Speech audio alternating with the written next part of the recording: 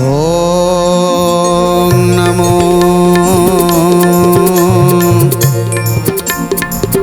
भगवते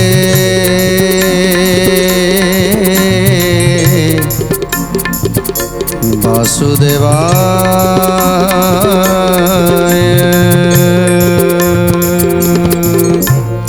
ओम नमो भगवते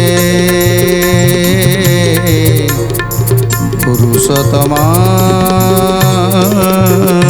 नमो नमो। जितेबले भक्तर डाक हुए सेतेबले प्रभु प्रभु सबकिछि त्याग करी भक्त पाखक चली आसती। भक्त जिते भक्ति प्रभु को डाके प्रभु को पूजा करे आराधना करे सेतेबले प्रभु आसती। आम घरे जेकोसी पूजा करती सेतेबले आमको निष्काम भाव मन प्राण सबकिछि तांकरी पाखरे समर्पण करदेवा दरकार, तेबे जाई आमको सुफल मिलिबो। किंतु आमे जिते घरे गोटे पूजा होमटी करती सेतेबले आम पाखे भक्ति न थाए। कहीं भक्ति केमिति हुए ना जितेबले आमे प्रभुंक पाखरे हाथ जोड़ी थांती प्रभुंक पाखरे ध्यान रे बसी थांती सेतेबले आमर बाह्य कथा किछि आम कान को शुभे ना। तेणु से ही भक्ति जितेबले आम भितर आसीजिवो सेतेबले आमे घरे जेकोसी पूजा करुवा से निश्चित भाव में आमर सफल हम। कहीं आम से प्रभु सहित कथबार्ता करवा, प्रभु को आम दुख जनइबा। प्रभु केवल आम सामने प्रभु अच्छा आम अच्छु प्रभु पाखे। यही भाव में जदि आम भक्ति करवा ताले प्रभुंकर कृपा निश्चित मिल, कारण से होउचंती भक्तर भगवान। भक्ति भगवान भक्तर भक्ति से कौटी भी रही पारती। तेणु से भाव में आज जितेबाला जड़े राणी निजर सर्वस्व त्याग करिसंती कौन ना धन रत्न ए विलास व्यसन सबकिछि ताका पाखरे थाई मध्य से सब त्याग करदेले।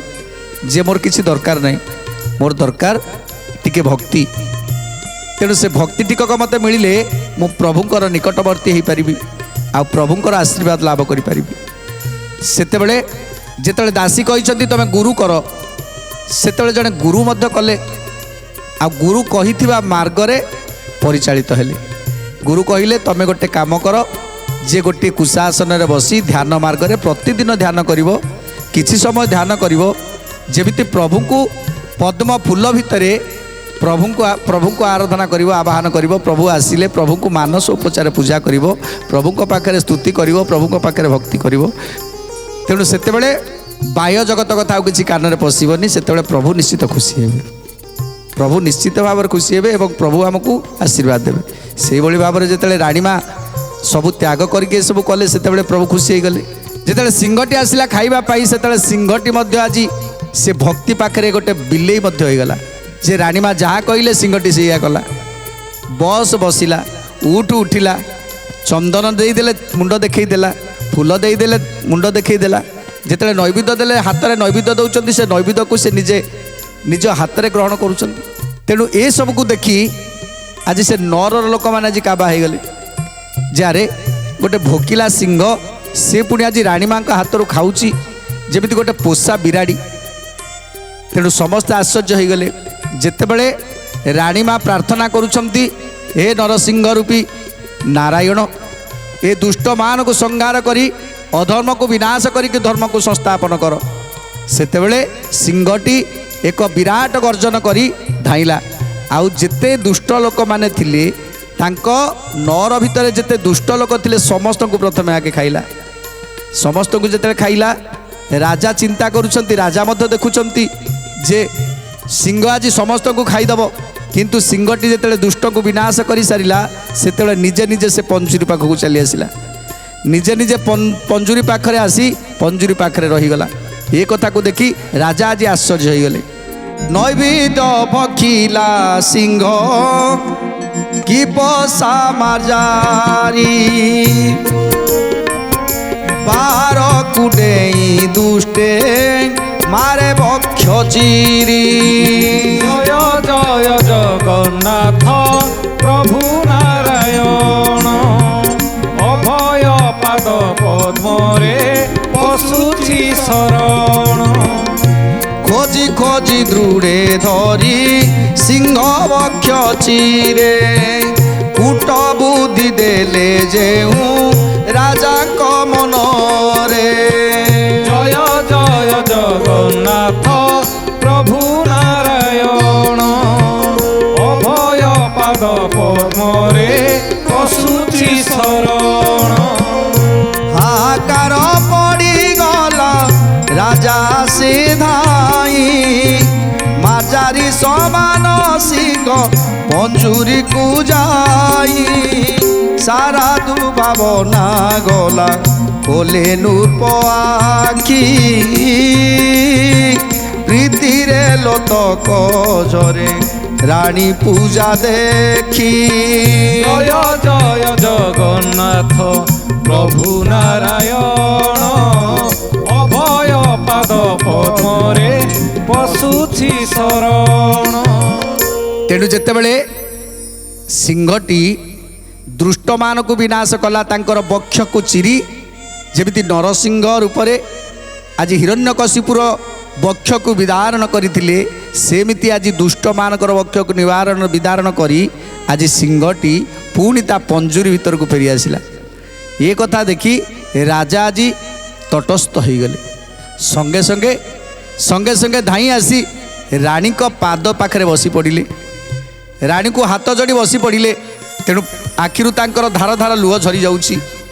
କାନ୍ଦି କାନ୍ଦି କହୁଛନ୍ତି, ମୁଁ ଯେତେବେଳେ ଭାବୁଥିଲି ଏ ଧନ ହେଉଛି ସର୍ବଶ୍ରେଷ୍ଠ, କିନ୍ତୁ ଆଜି ମୋର ବିଶ୍ୱାସ ହେଇଗଲା, ଆଜି ମୋର ବିଶ୍ୱାସ ହେଇଗଲା ଯେ ପର୍ଯ୍ୟନ୍ତ ଆମେ ଏ ଧନ ସମ୍ପତ୍ତିର ମୋହରେ ଥିବା, ଏ ଧନ ସମ୍ପତ୍ତି ଉପରେ ବସିଥିବା, ଗାଦିରେ ବସିଥିବା, ସେ ପର୍ଯ୍ୟନ୍ତ ଆମ ଆଖିରୁ ଅନ୍ଧ ପୁଟୁଳି ଖୋଲିବନି।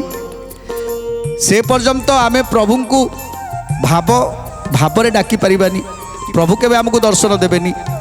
ଆଜି ଯେଉଁଠି ମୋ ପରିବାର, ମୋ ପୁଅ, ମୋ ପତ୍ନୀ ଏ ଦୁଇ ଜଣ ଯେତେବେଳେ ଧର୍ମ ମାର୍ଗରେ ଯାଉଛନ୍ତି, ପ୍ରଭୁଙ୍କୁ ପାଇବା ପାଇଁ ଯାଉଛନ୍ତି, ସେତେବେଳେ ମୁଁ ଏ ଧନ ସଞ୍ଚିକି କ'ଣ କରିବି? ଏ ଧନ କାହା ପାଇଁ ସଞ୍ଚିବି? ସୁନା ଅଳଙ୍କାରକୁ ଆଜି ତ୍ୟାଗ କରିଦେଲେ ମୋ ରାଣୀ। ଯେଉଁ ନାରୀ ହେଉଛି ସବୁବେଳେ ସୁନା ପ୍ରିୟ, ଅଳଙ୍କାର ପ୍ରିୟ। ତେଣୁ ଯେତେବେଳେ ଜଣେ ନାରୀ ସେ ଅଳଙ୍କାରକୁ ତ୍ୟାଗ କରିଦିଏ, ତା ମାନେ ଯେ ସେ ସମସ୍ତ ମୋହକୁ ତ୍ୟାଗ କରିଦେଲା ଜଣକୁ ପାଇବା ପାଇଁ, ପ୍ରଭୁଙ୍କୁ ପାଇବା ପାଇଁ। ଯଦି ଆମେ ରୋଜଗାର କରୁଛନ୍ତି, କାହା ପାଇଁ ରୋଜଗାର କରୁଛନ୍ତି? କେବଳ ଆମ ପିଲାମାନଙ୍କ ପାଇଁ, ଆମେ ଯାହା ହାତ ଧରିଛନ୍ତି ଆମ ପତ୍ନୀ ପାଇଁ, ମୋ ପରିବାର ପାଇଁ। ଆମେ ଖଟନ୍ତି କେବଳ ସେଇମାନଙ୍କ ପାଇଁ ଯେ କେମିତି ମୋ ପରିବାର ଭଲରେ ରହିବେ। ସେମାନଙ୍କର ହସ, ସେମାନଙ୍କର ଖୁସି ଆମର କର୍ତ୍ତବ୍ୟ।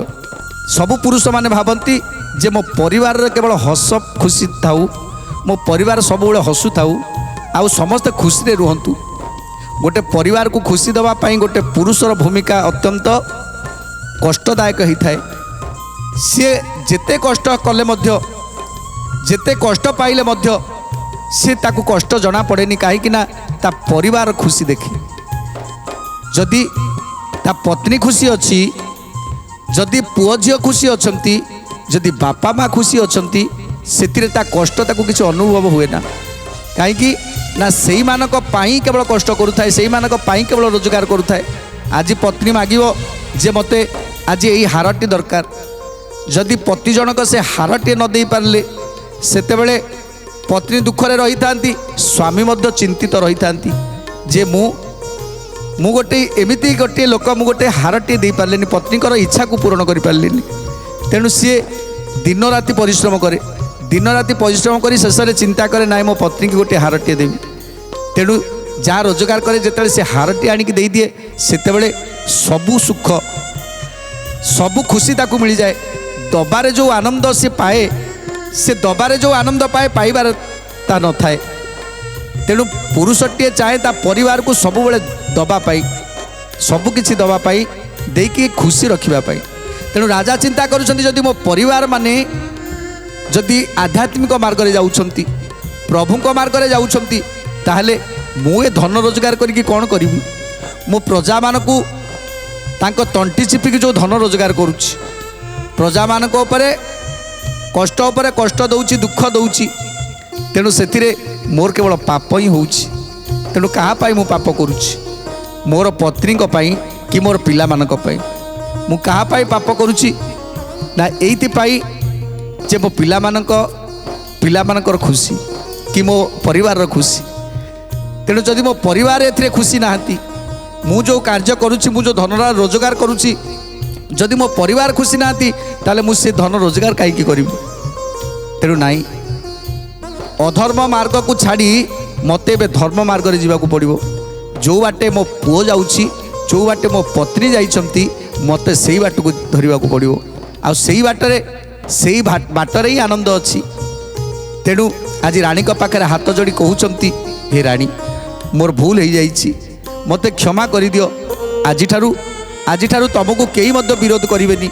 ତୁମେ ଯେମିତି ଧ୍ୟାନ ରହୁଛ, ଯେମିତି ପ୍ରଭୁଙ୍କୁ ଡାକୁଛ, ସେମିତି ପ୍ରଭୁଙ୍କୁ ଡାକୁଥାଅ, ସେମିତି ପ୍ରଭୁଙ୍କ ମାର୍ଗରେ ଚାଲୁଥାଅ। ଦିନେ ନା ଦିନେ ତୁମେ ନିଶ୍ଚିତ ଭାବରେ ସୁଫଳ ପାଇବ। ତେଣୁ ଖୁସିରେ ଆନନ୍ଦରେ ଆଜି ରାଣୀକି କହୁଛନ୍ତି, ହେ ରାଣୀ, ତମେ ଯେଉଁ ମାର୍ଗରେ ଯାଇଛ, ମୋତେ ମଧ୍ୟ ଶିଷ୍ୟ କରିଦିଅ, ମୋତେ ଶିଷ୍ୟ କରିଦିଅ। ମୁଁ ମଧ୍ୟ ଆଜି ସେଇ ମାର୍ଗରେ ଯିବାକୁ ଚାହୁଁଛି। ଯଦି 5 ଜଣ ଜ୍ଞାନୀ ଲୋକ ଥାଆନ୍ତି, ଯଦି ତା ଭିତରେ ଗୋଟେ ମୂର୍ଖ ରହିଯାଏ, ତାହେଲେ ଧୀରେ ଧୀରେ ସେ ମୂର୍ଖ ମଧ୍ୟ ପଣ୍ଡିତ ହୋଇଯିବ। କାହିଁକିନା ସେମାନଙ୍କ ସଂସ୍ପର୍ଶରେ ଆସି ସେ ନିଜେ ପଣ୍ଡିତ ହୋଇଯିବ, ତାର ଅଜ୍ଞାନତା ଦୂର ହୋଇଯିବ।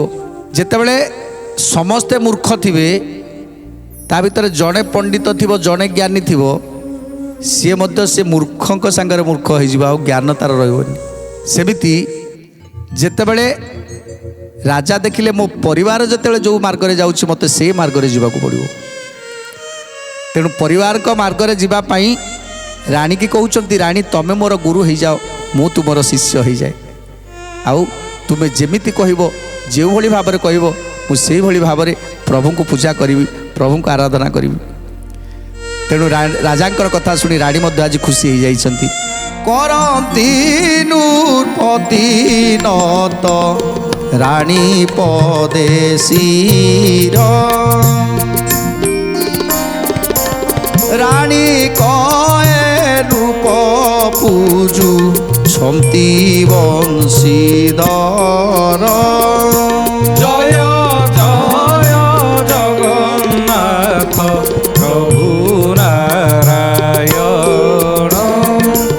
অভয় পাদ পদ্মরে বসুছি শরণ। সম্মুখে যুগল রূপ দেখুছন্তি রাণী, বামে রাধা রাণী মৃদু আসে বেণু পাণী। জয় জয় জগন্নাথ প্রভু নারায়ণ, অভয় পাদ পদ্মরে বসুছি শরণ। তেଣୁ ଆଜି ରାଣୀ ଧ୍ୟାନରେ ବସିଛନ୍ତି, ରାଜାଙ୍କର ସମସ୍ତ କଥାକୁ ଶୁଣୁଛନ୍ତି। ଆଉ ଧ୍ୟାନରେ ସେ ରାଧାକୃଷ୍ଣଙ୍କର ଯୁଗଳ ମୂର୍ତ୍ତିକି ପୂଜା କରୁଛନ୍ତି, ରାଧାରାଣୀଙ୍କର ପାଦ ଦର୍ଶନ କରୁଛନ୍ତି। ଆଉ ଧ୍ୟାନରେ ଡାକୁଛନ୍ତି, ସ୍ୱାମୀ ଦେଖ ଦେଖ, ତୁମେ କେମିତି ରାଧାକୃଷ୍ଣଙ୍କ ପାଖରେ ଆସି ବସିଗଲଣି। ଦେଖ, ତୁମକୁ ପ୍ରଭୁ ଦେଖି କେମିତି ମୁରୁକି ହସୁଛନ୍ତି। ଏବେ ତୁମେ ହାତ ଯୋଡ଼ି ଦିଅ ତାଙ୍କ ପାଖରେ, ଆଉ ତାଙ୍କ ପାଖରେ ନିଜକୁ ସମର୍ପଣ କରିଦିଅ। ଏଇ ହେଉଛନ୍ତି ଯୁଗଳ ମୂର୍ତ୍ତି, ଇଏ ହେଉଛନ୍ତି ସେଇ କୃଷ୍ଣ, ଇଏ ସେଇ ବ୍ରଜପୁର ବାସୀ, ଇଏ ହେଉଛି ରାଧାରାଣୀ। ଆଜି ବୃନ୍ଦାବନରେ ଗୋପୀମାନଙ୍କ ଗହଳରେ ରାଧାରାଣୀଙ୍କ ସଙ୍ଗରେ ପ୍ରଭୁ ମୋହନ ମୁରଲୀ ବଜାଉଛନ୍ତି। ଦେଖୁଛ ସ୍ୱାମୀ, ତମେ ତାଙ୍କ ପାଖରେ ବସି କେମିତି ପ୍ରାର୍ଥନା କରୁଛ। ଧ୍ୟାନରେ ବସି ଆଜି ରାଣୀ ଯେତେବେଳେ କହୁଛନ୍ତି, ରାଜାଙ୍କ ଆଖିରୁ ଧାର ଧାର ଲୁହ ବହିଯାଉଛି। ରାଜା କହୁଛନ୍ତି, ଧନ୍ୟ ରାଣୀ, ଧନ୍ୟ ତୁମେ, ଆଉ ଧନ୍ୟ ତୁମର ଭକ୍ତି। ମୁଁ କେମିତି ବା ଦେଖିପାରିବି? ତମେ ସିନା ସବୁ ଦେଖିପାରୁଛ, ହେଲେ ଏ ପାପୀ ନେତ୍ର କେବେ ଦେଖିପାରିବନି। ଏ ଜୀବନରେ କେବଳ ଅନ୍ୟାୟ କରି ଧନ ରୋଜଗାର କରିବା ଶିଖିଛି। ଏ ଜୀବନରେ କେବଳ ଧନ ଛଡ଼ା ଆଉ କାହାକୁ ବଡ଼ ବୋଲି ଭାବିନି, ତେଣୁ ଧନକୁ ଶ୍ରେଷ୍ଠ ବୋଲି ଭାବିଥିଲି। ଆଜି ସେ ଗର୍ବ ଗାରିମା ସବୁ ମୋର ଚୂନା ହେଇଯାଇଛି। ରାଣୀ, ତମେ ଯେମିତି ସେ ପ୍ରଭୁ ଶ୍ରୀକୃଷ୍ଣଙ୍କର ଯୁଗଳ ରୂପକୁ ଦର୍ଶନ କରୁଛ, ମୋତେ ଟିକେ ଦର୍ଶନ କରିବାର ସୁଯୋଗ ଦିଅ। ପାପିରେ ଦେଖାଉ ରାଣୀ ଜାଣୁନି କି ଗୁଣି, ଯୋଗୀରେ ଅଲଭ୍ୟ ଏତ କୃଷ୍ଣ ରାଧା ରାଣୀ। ଜୟ ଜୟ ଜଗନ୍ନାଥ ପ୍ରଭୁ ନାରାୟଣ, ଅଭୟ ପାଦ ପଦ୍ମରେ ବସୁଛି ଶରଣ। ଦେଖନ୍ତୁ ପରାଣ ଧନ ସାର୍ଥକ ସାଧନା, ରାଜା ଆଜ୍ଞା ମିଳୁ କରେ ପୂଜା ବନ୍ଦାପନା। ଜୟ ଜୟ ଜଗନ୍ନାଥ ପ୍ରଭୁ ନାରାୟଣ, ଅଭୟ ପାଦ ପଦ୍ମରେ ବସୁଛି ଶରଣ। ତେଣୁ ଆଖି ବୁଝି କହୁଛନ୍ତି ରାଜା, ଥରେ ଆଖି ବୁଝି ଦିଅ, ଥରେ ଆଖି ବୁଝି ଦେଇ ଦେଖ କେମିତି ରାଧାକୃଷ୍ଣଙ୍କର ସେଇ ଯୁଗଳ ମୂର୍ତ୍ତି ମୁରୁକି ହସୁଛନ୍ତି, ଆଉ ସେ ମୋହନ ମୁରଲିକି ବଜାଉଛନ୍ତି। ଗୋପୀମାନେ କି ସୁନ୍ଦର ନାଚ ନାଚୁଛନ୍ତି, ତୁମକୁ ଦେଖାଯାଉନି? ରାଜା କହୁଛନ୍ତି, ମୁଁ କେମିତି ଦେଖିପାରିବି ରାଣୀ, କାରଣ ଏ ପାପୀ ନେତ୍ର କେବେ ତାଙ୍କୁ ଦେଖିପାରିବନି। ତେଣୁ ରାଣୀଙ୍କ କଥାରେ ରାଜା ଯେତେବେଳେ ଆଖି ବୁଝି ଦେଇଛନ୍ତି, ଆଉ କିଛି ସମୟ ପରେ ସେଇ ରୂପକୁ ଦର୍ଶନ କରୁଛନ୍ତି, ଯେଉଁ ରୂପକୁ ରାଣୀ କହୁଥିଲେ ଯେ ବୃନ୍ଦାବନରେ କଦମ୍ବ ମୂଳରେ ଯମୁନା ଆଜି ବହି ଯାଉଛି, ସେଇଠି ଗୋପୀମାନଙ୍କ ଗହଳରେ ଗୋପୀମାନେ କି ସୁନ୍ଦର ନୃତ୍ୟ କରୁଛନ୍ତି। ତାଙ୍କ ପାଖରେ ଯୁଗଳ ମୂର୍ତ୍ତି ରାଧାକୃଷ୍ଣ ସେଇ କଦମ୍ବ ମୂଳରେ ରହି ତ୍ରିଭଙ୍ଗୀ ଛନ୍ଦରେ ଭକ୍ତମାନଙ୍କୁ ଦର୍ଶନ ଦେଉଛନ୍ତି, ବ୍ରଜବାସୀମାନଙ୍କୁ ଦର୍ଶନ ଦେଉଛନ୍ତି। ତେଣୁ ଏ ରୂପକୁ ଦର୍ଶନ କରିଦେଇଛନ୍ତି ରାଜା। ଯେତେବେଳେ ରାଜା ଦର୍ଶନ କରିଛନ୍ତି, ସେତେବେଳେ ଖୁସିରେ ଆନନ୍ଦରେ ଗଦଗଦ ହେଇ ଆଜି ଭୂମିରେ ଗଡ଼ି ଯାଉଛନ୍ତି, ଗଡ଼ି ଆସୁଛନ୍ତି। ରାଣୀ ରାଜାଙ୍କର ଭକ୍ତିକୁ ଦେଖି ଆନନ୍ଦିତ ହୋଇଗଲେ। ଏଥର ରାଜା ଚିନ୍ତା କଲେ ମୋତେ କୌପୀନ ଧାରଣ କରିବାକୁ, ରାଜା ଚିନ୍ତା କଲେ ମୋତେ ଏବେ ସାଧୁ ବେଶକୁ ଧାରଣ କରିବାକୁ ପଡ଼ିବ। ତେଣୁ ଯେତେ ଏ ସ୍ୱର୍ଣ୍ଣ ମୁକୁଟ ଥିଲା, ମୁକୁଟକୁ ଓହ୍ଲେଇ ଦେଲେ, ବାଜୁବନ୍ଧକୁ ଓହ୍ଲେଇ ଦେଲେ, ସବୁକିଛି ରତ୍ନ ଅଳଙ୍କାରକୁ ଓହ୍ଲେଇ ଦେଇ ଶେଷରେ ଏକ ସାଧୁର ରୂପକୁ ଧାରଣ କଲେ। ଗେରୁଆ ବସ୍ତ୍ର ପିନ୍ଧି ମୁଣ୍ଡରେ ଚନ୍ଦନ ଲଗେଇ ଏଥର ସାଧୁ ବେଶକୁ ଧାରଣ କରି ପ୍ରଭୁଙ୍କ ଧାରଣାରେ ବସି ପଡ଼ିଲେ। ଏଠି କହିବାର କଥା ଯେ ପ୍ରଭୁ ସବୁବେଳେ ଭକ୍ତମାନଙ୍କ ପାଇଁ ହିଁ ଥାଆନ୍ତି, କାହିଁକିନା ଭକ୍ତ ଭାବରେ ସେ ହେଉଛନ୍ତି ଭୋଳା। ଯିଏ ଯେତେ ଭାବ କରିବ ପ୍ରଭୁ ସେତେ ଭୋଳା ହେଇଯିବେ, ତା ପାଇଁ ସବୁକିଛି ଦେଇଦେବେ। ଯେତେବେଳେ ଆମର ଚଉବାହା ଅଛନ୍ତି ଆମ ପାଖରେ, ସେତେବେଳେ ଆମକୁ ଡର କାହାକୁ ନା ଭୟ କାହାକୁ? ହେଲେ ଆମେ ଚଉବାହାକୁ ଏପର୍ଯ୍ୟନ୍ତ ନିଜର କରିନାହାନ୍ତି, ନିଜର ବୋଲି ଭାବି ନାହାନ୍ତି, ଯେ ଏକମାତ୍ର ଦୁନିଆରେ ସିଏ ସତ୍ୟ ବୋଲି ଆମେ ବୁଝି ନାହାନ୍ତି। ସେଇଥିପାଇଁ ଆମେ କଷ୍ଟ ପାଉଛନ୍ତି, ଦୁଃଖ ପାଉଛନ୍ତି। ଏ ସଂସାରର ଏଇ ଯେଉଁ ଅଶାନ୍ତିକୁ ଆମେ ଶାନ୍ତି ବୋଲି ଗ୍ରହଣ କରି ନେଇଯାଇଛନ୍ତି। ସବୁବେଳେ ଅଶାନ୍ତିରେ ଦିନ କାଟୁଛନ୍ତି, କିନ୍ତୁ ଆମେ ସେ ଅଶାନ୍ତିଟାକୁ ଶାନ୍ତି ବୋଲି ଗ୍ରହଣ କରି ନେଇଯାଇଛନ୍ତି। ଗୋଟେ ପ୍ରକାରର ଯେ ଚଳି ଯାଉଛନ୍ତି, ଆମେ ଯେ ଚଳିଯିବା, କେତେ ଦିନ ମଣିଷ ଜୀବନ ବଞ୍ଚିଯିବା, କେମିତି ଖାଇବା ପିଇବା ଆଉ ଅୟସ ଆରାମରେ ବଢ଼ିବା, ଏଇସବୁ କଥା ପାଇଁ ଆମେ ବଞ୍ଚି ଯାଇଛନ୍ତି। ଆମେ ସଂସାରକୁ ଆସିଛନ୍ତି, ଆମେ କ'ଣ ପାଇଁ ଆସିଛନ୍ତି? ଆମେ ତ ପ୍ରତିଦିନ ଶୁଣୁଛନ୍ତି ଆମେ କ'ଣ ପାଇଁ ଆସିଛନ୍ତି ସଂସାରକୁ।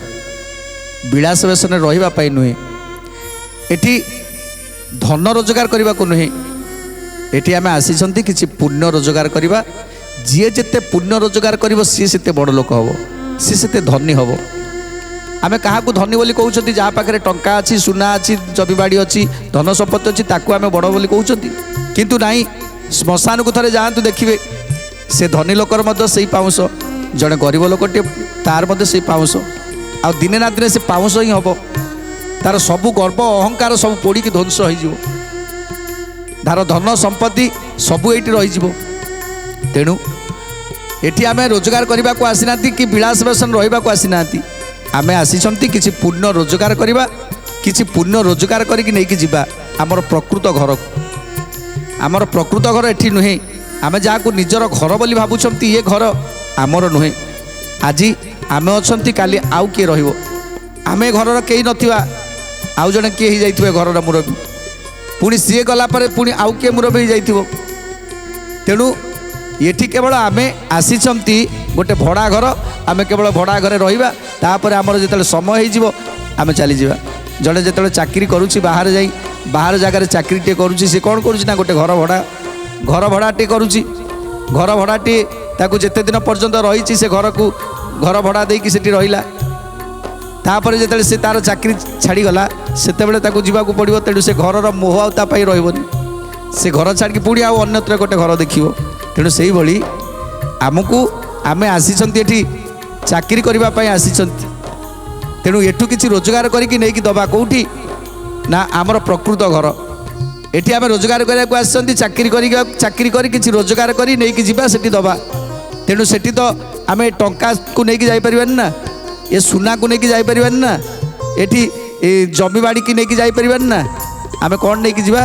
ଆମେ ତ କିଛି ନେଇ ଆସିଥିବା ଖାଲି ହାତରେ, ଯାଉଥିବା ମଧ୍ୟ ଖାଲି ହାତରେ। ଆସିଥିଲେ ଶରୀରକୁ ନେଇ ଯିବା ମଧ୍ୟ ଶରୀରକୁ ପୋଡ଼ି ଦେଇକି ଯିବା। ତେଣୁ ଆମ ପାଖରେ ଶରୀର ବି ନଥିବ, ତେଣୁ ଆମେ କ'ଣ ନେଇକି ଯିବା ନା ଇଏ କେବଳ ଏଠି ଯେତିକି ପୁଣ୍ୟ ରୋଜଗାର କରିଥିବା ସେତିକି ନେଇକି ଯିବା, ଯେ ଆମ ପରିବାର ସେଠି ଅପେକ୍ଷା କରିଛି। ଆମ ପରିବାର ସେଠି ଅପେକ୍ଷା କରିଛି, ଆମେ ଯାହା ଏଠି ରୋଜଗାର କରି ନେଇକି ଦେବା ସେମାନେ ସେଠି ଖୁସି ହେବେ, ଆମ ପୁଣ୍ୟ ଦେଖିଲେ ସେମାନେ ଖୁସି ହେବେ, ଆମ କେତେ ରୋଜଗାର କରିଛନ୍ତି ଦେଖିଲେ ସେ ଖୁସି ହେବେ। ତେଣୁ ଏଠି ଧର୍ମ କିଛି ରୋଜଗାର କର, ପୁଣ୍ୟ କିଛି ରୋଜଗାର କରନ୍ତୁ।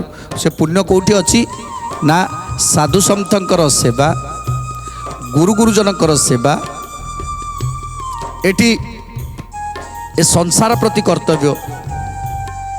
ଆଜି ଜୀବଜଗତ ବଞ୍ଚିବା ପାଇଁ, ଏ ପୃଥିବୀ ବଞ୍ଚିବା ପାଇଁ ଗୋଟିଏ ଗୋଟିଏ ଗଛ ଲଗାନ୍ତୁ, ଘରେ ଘରେ ଗୋଟିଏ ଗୋଟିଏ ଗଛ ଲଗାଇ ଦିଅନ୍ତୁ, ପ୍ରତି ମାସରେ ଥରେ ଗୋଟିଏ ଗୋଟିଏ ଗଛ ଲଗାଇ ଦିଅନ୍ତୁ। ଗୋଟେ ଗୋଟେ ଜାଗାରେ ପୋଖରୀ ଖୋଳି ଦିଅନ୍ତୁ, ଗୋଟେ ଗୋଟେ ଜାଗାରେ କୂଅ ଖୋଳି ଦିଅନ୍ତୁ, ଯେଉଁଠି ଜୀବଜନ୍ତୁ ମାନେ ପାଣି ପିଇବେ। ଯେଉଁଠି ଆଜି ହା ହୁତାଶରେ ଜଳି ଜଳି ଯାଉଛନ୍ତି, ସମସ୍ତେ ଜଳି ପୋଡ଼ି ଯାଉଛନ୍ତି, ସେଠି ଗୋଟେ ଗୋଟେ ଗଛଟେ ନିହାତି ଆବଶ୍ୟକ, ଇଏ ସଂସାରର ମଙ୍ଗଳ ହେବ। ଆଉ ଏଠି କ'ଣ କରିବା ଦରକାର ନା ପ୍ରକୃତିକୁ ଶାନ୍ତ ରଖିବାକୁ ହେଲେ କିଛି ଆଧ୍ୟାତ୍ମିକ କାର୍ଯ୍ୟକ୍ରମକୁ ନେବାକୁ ପଡ଼ିବ, ଯଜ୍ଞ କାର୍ଯ୍ୟ କରିବାକୁ ପଡ଼ିବ, ଯଜ୍ଞ କରିବାକୁ ପଡ଼ିବ। କାହିଁକିନା ଏ ପ୍ରାକୃତିକ ବିପର୍ଯ୍ୟୟ ଯେଉଁ ହେଉଛି ଇଏ କେବଳ ଯଜ୍ଞ ମାଧ୍ୟମରେ ଇଏ ପରିବେଶକୁ ଶାନ୍ତ କରିଥାଏ, ପରିବେଶକୁ ଶାନ୍ତ କରିଥାଏ ଯଜ୍ଞ ମାଧ୍ୟମରେ। ତେଣୁ ଏ ଯଜ୍ଞ କାର୍ଯ୍ୟକ୍ରମ କିଛି କରିବା ଦରକାର। ଏଠି କିଛି ଦୁଃଖୀ ରକ୍ଷୀ ଅଛନ୍ତି, ଯେଉଁ ଦୁଃଖୀ ରକ୍ଷୀମାନଙ୍କୁ ସାହାଯ୍ୟ କରିବା ଦରକାର। ଯେଉଁମାନେ ପ୍ରକୃତରେ ଖାଇବାକୁ ପାଉନାହାନ୍ତି, ପିନ୍ଧିବାକୁ ପାଉନାହାନ୍ତି, ରହିବା ପାଇଁ ଘର ନାହିଁ, ସେମାନଙ୍କ ପାଇଁ କିଛି କର୍ତ୍ତବ୍ୟ କରିବା ଦରକାର। ତେଣୁ ଏଇଭଳି କିଛି କିଛି ପୁଣ୍ୟ କରିବା ପାଇଁ ଆମେ ସଂସାରକୁ ଆସିଛନ୍ତି। ଇଏ ଯେତିକି ଆମେ ଏଠି ଯାହା ଯାହା ଦାନ କରିବା, ଯାହାକୁ ଆମେ ଦାନ ଦେଇପାରିବା, ନିଜେ ଖଟିକି ଦାନ ଦେବା। ଯାହାକୁ ଯେତିକି ଦାନ ଦେଇପାରିବା ସେତିକି ଆମର ରୋଜଗାର, ଆମର ବ୍ୟାଙ୍କରେ ଡିପୋଜିଟ୍ ହେଲା, ଆଉ ଆମେ ସେତିକି ଟଙ୍କାକୁ ନେଇକି ଯିବା। ଟଙ୍କା ସୁନା ରୂପା ଇଏ ସବୁ କିଛି ନୁହେଁ, କେବଳ ପୁଣ୍ୟକୁ ନେଇକି ଯିବା। ତେଣୁ ଆଉ କ'ଣ କହୁଛନ୍ତି ସୁନ୍ଦର କଥା ଜାଣିବା ପରବର୍ତ୍ତୀ ଅଧ୍ୟାୟରେ। ଆଜି ତ ସମୟ ଇସାରା ଦେଲାଣି, ଆଜି ପାଇଁ ବାଣୀ ବିରାମ ଦେବା, ଟିକେ ପ୍ରଭୁଙ୍କର ନାମ ସଂକୀର୍ତ୍ତନ କରି ଆଜିର କାର୍ଯ୍ୟକ୍ରମକୁ ସମାପ୍ତ କରିବା।